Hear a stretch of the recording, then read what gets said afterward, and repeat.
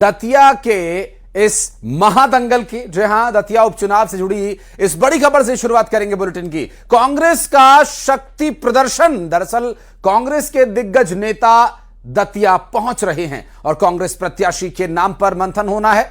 साथ ही साथ आपको यह भी बता दें कि दतिया उपचुनाव में कांग्रेस एक बार फिर से अपनी इस सीट पर, चूंकि अब यहां से कैंडिडेट को डिस्क्वालीफाई किया गया, राजेंद्र भारती, वे कांग्रेस के ही जीते हुए कैंडिडेट थे। अब ऐसे में इस जगह को एक बार फिर से वापस पाने की कोशिश कांग्रेस पार्टी की रहेगी, लेकिन कोशिश में कितनी कामयाबी मिलती है ये तो आने वाला वक्त ही बताएगा। और वर्तमान समय कांग्रेस पार्टी के लिए यूं भी थोड़ा मुश्किल भरा है, जैसा कि राकेश यादव का भी हाल में इस्तीफा और फिर जीतू पटवारी पर लगे आरोप और अंतरकलह की तमाम बातों के बीच दतिया का महादंगल जीतने का प्रयास कांग्रेस पार्टी का रहेगा। आज होने वाली मीटिंग में काफी कुछ तय होना है। कौन होगा कैंडिडेट और किसके नाम पर कांग्रेस लगाती है मुहर, देखने का विषय यह भी महत्वपूर्ण होगा।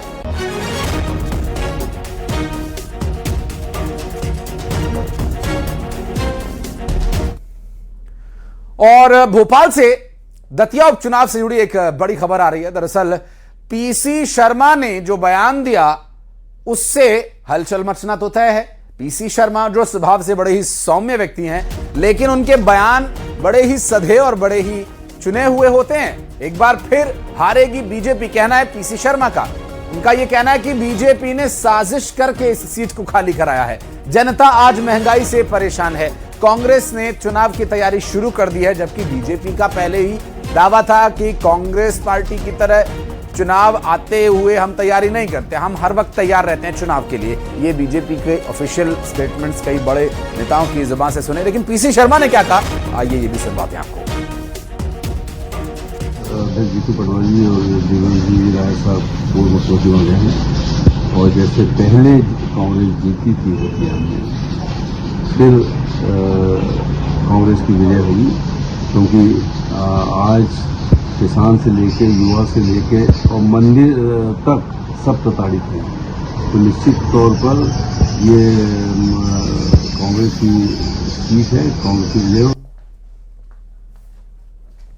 और आज का जिस तरह से ये बयान पीसी शर्मा का आपने सुना, और चूंकि पीसी शर्मा कांग्रेस के कद्दावर नेता हैं और कांग्रेस पार्टी मध्य प्रदेश में दतिया उपचुनाव के माध्यम से एक बार फिर जनता के बीच जाने वाली है, लेकिन उससे पहले जिस तरह की चर्चाएं चल रही हैं, जो माहौल बना हुआ है, क्या वो कांग्रेस पार्टी के पक्ष में जाएगा या खिलाफ? बीजेपी पर जो आरोप पीसी शर्मा लगा रहे हैं, उन आरोपों में कितनी सच्चाई है?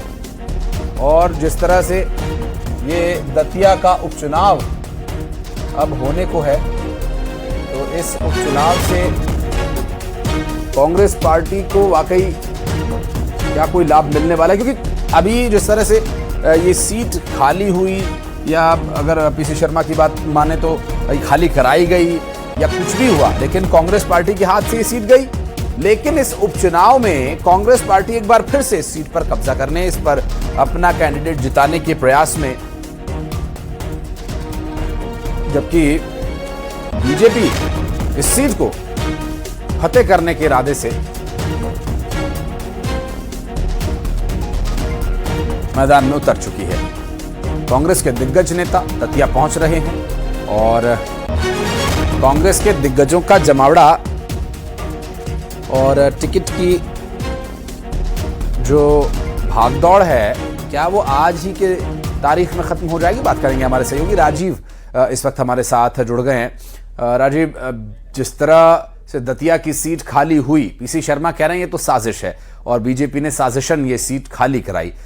थोड़ी देर के लिए अगर हम ये मान भी लें कि पीसी शर्मा सही कह रहे हैं, तो क्या एक बार फिर कांग्रेस पार्टी इस सीट पर कब्जा जमा पाने में कामयाब होगी? क्योंकि जिस तरह से कांग्रेस पार्टी के दिग्गज नेता दतिया की दौड़ लगा रहे हैं, उसका कुछ हासिल वसूल होने वाला है क्या? कुछ डिटेल्स सेंटर से।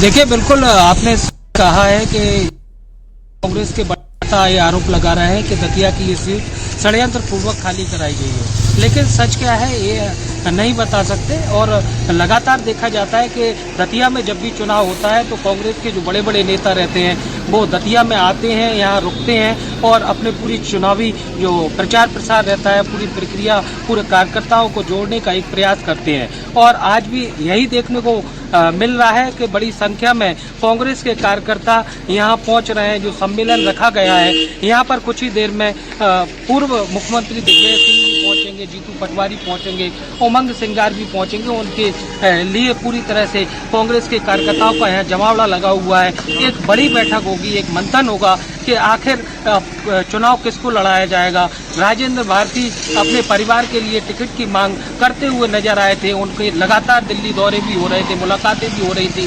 कांग्रेस के बड़े नेताओं से। और फिर अवधेश नायक वहीं कुंवर घनश्याम सिंह का भी नाम चल रहा है। अब मंथन होगा और देखना होगा कि आखिर कांग्रेस के जो संगठन है, बड़े नेता हैं, किसके नाम पर मोहर लगाते हैं और इस चुनाव में कांग्रेस कौन से प्रत्याशी पर अपना दाव आजमाती है। हाँ, इंतजार रहेगा इस चीज का। आप नजर बनाए रखिएगा। राजीव, मीटिंग के बाद फिर डिटेल्स लेने के लिए हम आपके पास लौटेंगे। बहुत शुक्रिया फिलहाल।